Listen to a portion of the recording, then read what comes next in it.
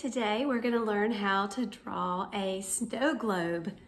So you're going to need a white sheet of construction paper, the thicker the better since we're going to be painting, and either a black crayon or a black permanent marker like a Sharpie marker. Also your watercolors, water cup, and paintbrush. And let's begin.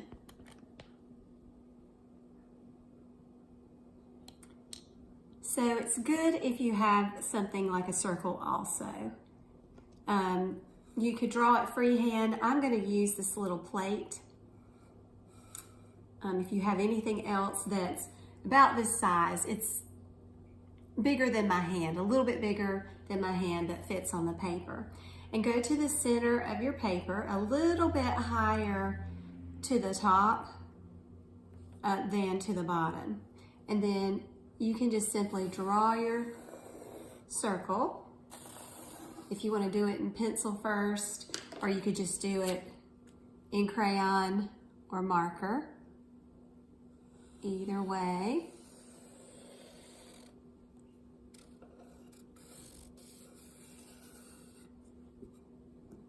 And then you should have a really nice circle.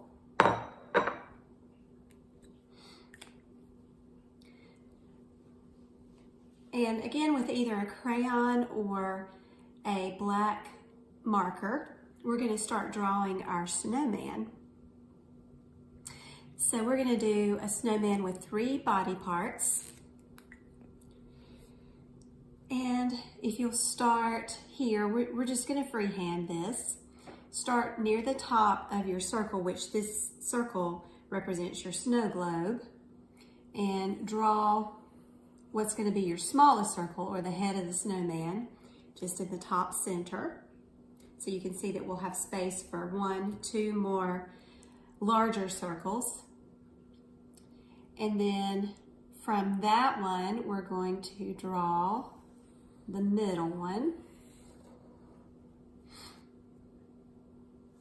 And then finally, the biggest one that we're going to include and not go through the circle, so stop before the bottom of the circle.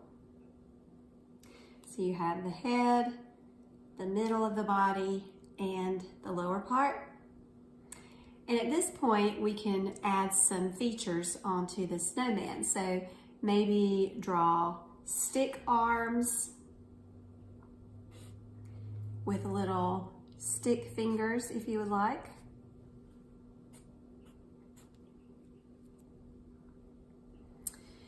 And then we can add eyes, 2 black eyes, and you can make them any way you would like. And maybe a carrot nose, and think of a triangle shape, sort of a long skinny triangle. You can put a few little horizontal lines through it if you want, or you can just leave those off. And then the mouth, and you can do this any way you would like. I'm just going to do about 5 dots that kind of form a smile, like a snowman smile. And next we can put some buttons. So just do 3 or 4 buttons on the middle section if you would like, and then maybe 1 below or 2 below, however you choose.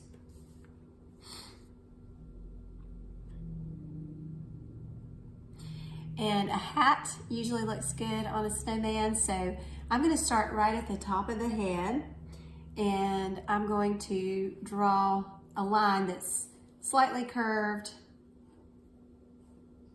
just so that it looks flexible. And then for the top of it, I'm going to come in from the edge of the line that I made and just draw the hat shape, making sure that I'm staying beneath the snow globe circle line. And then you can put a band across it if you would like. That's up to you. And I might make this brim have just a little more thickness to it, the brim of the hat. like that. And we're gonna go back and add paint to this. So I'm not gonna worry about coloring in every little thing. So we're gonna add a snowdrift in and behind the snowman. So let's think about overlapping, which is one of the things we do to create the illusion of depth in our artwork. So in order to overlap the snowman to make it look like it's in front of or on top of the snow, and we're doing a snowdrift, we're gonna come down to this bottom section of the snowman and just draw a somewhat softly curved line, not too curvy. And then skip through the snowman's body and come out the other side with another soft curve. And yours can be, you know, higher, a little taller of a mountain, it's more of a snowdrift, or it can be just very discreet. So we have our basic snowman and our snow globe drawn. So let's draw the bottom part because the snow globe has to be stabilized on something. So come to this bottom area of the snow globe. So we're going to be attaching our little box lines to the bottom of the snow globe. It has nothing to do with the inside of the circle, but the outside of the circle snow globe. And let's draw a line out, not quite touching the edge of the paper on one side, and then draw another line even with that one on the other side. And then you can bring a vertical line all the way down to the bottom of your paper, just like that. And at this point, you are done with your black crayon or marker. And we have our snow globe with our snowman, and this is the colorful part coming next. So you just need your cup of water. I'm gonna get a splash of water in my cup that I forgot. And you're also going to need just a medium-sized paintbrush. I usually like to have one that's larger and one that's a little bit smaller so that I can get into certain places. I'm gonna use my square paintbrush or my larger paintbrush for my background and the snow globe bottom, but I'm gonna use the small paintbrush for the details inside. And remember that you want to move quickly when you're painting, as far as not staying in one spot too long, or else it will tear a hole in your paper.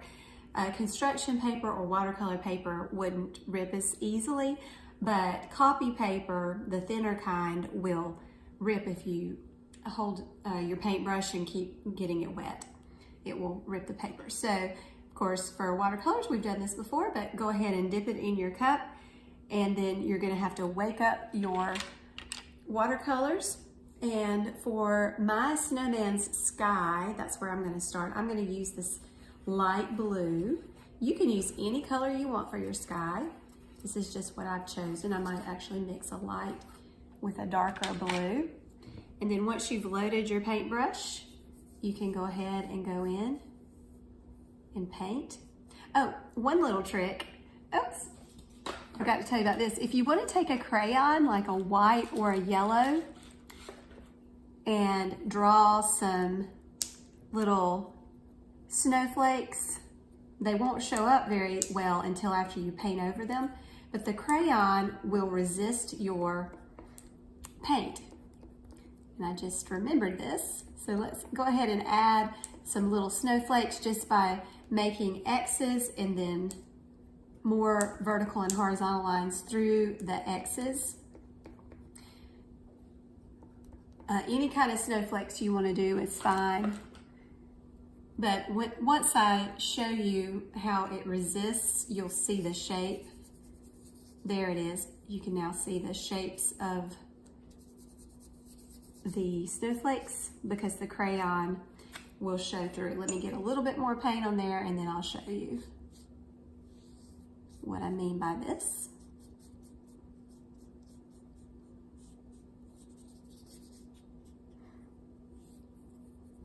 All right, so I have one half of the sky done, and you can see my little snowflakes hopefully coming through.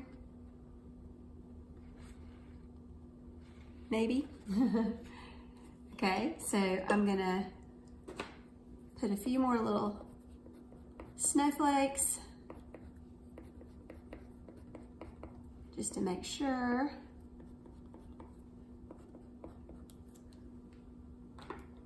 And then I'm going to continue painting. It's kind of fun to watch the crayon resist the paint.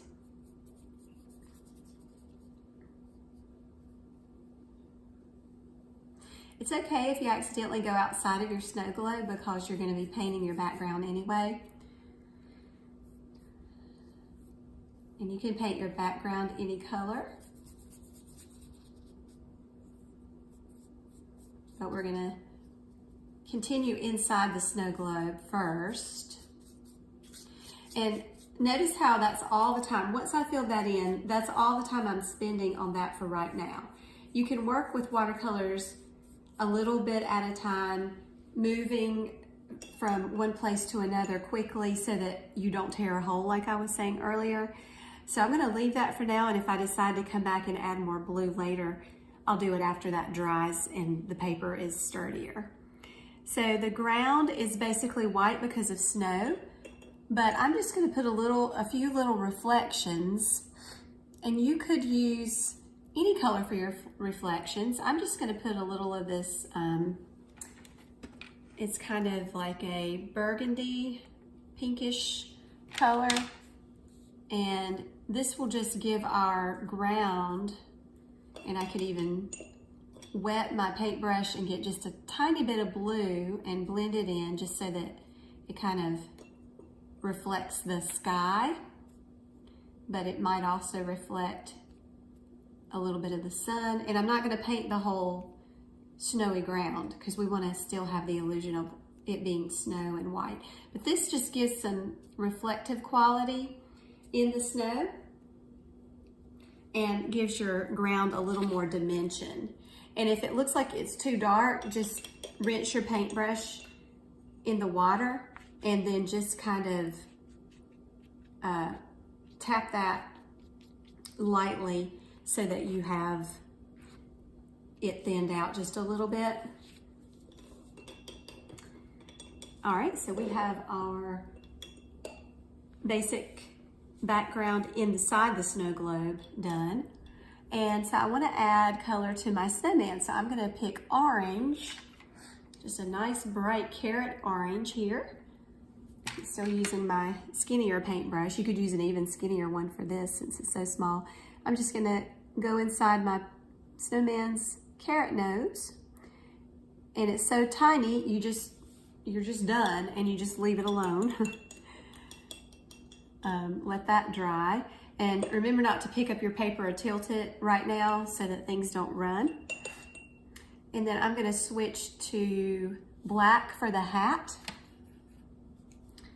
I'm going to paint this top part of my hat that I didn't color in with marker. So it's going to be kind of a charcoal color. If I leave it just like this, or if I let it dry and come back to it later, I can make it really dark black. And then for the base of the snow globe, I would like to use brown, a little bit of brown, get my paintbrush full. At this point, you could switch to the larger brush because you're doing a big section here.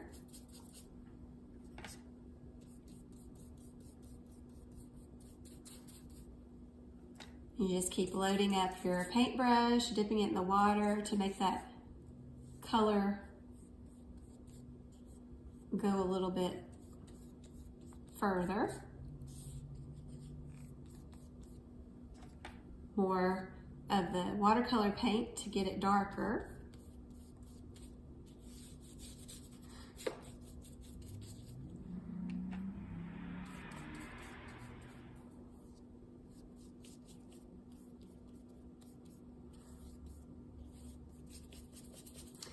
And then next you can think of what color you would like to do your background. So I'm letting that dry. Like I said, we can always let things dry and come back to them. later. I think I'm gonna do a kind of purplish sky, a purplish background, I should say. We've already done the sky inside the snow globe, but I'm just gonna use some purple here.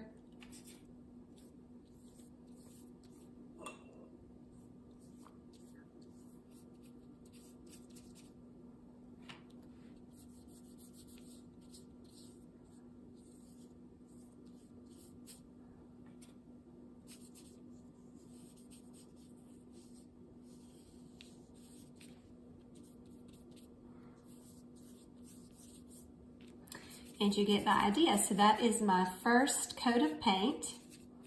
And I'm gonna let everything dry. And I will love to see how your snowman turns out. But while that's drying, we can do something else, have a little conversation, and then we will come back and add another layer of color once this one dries.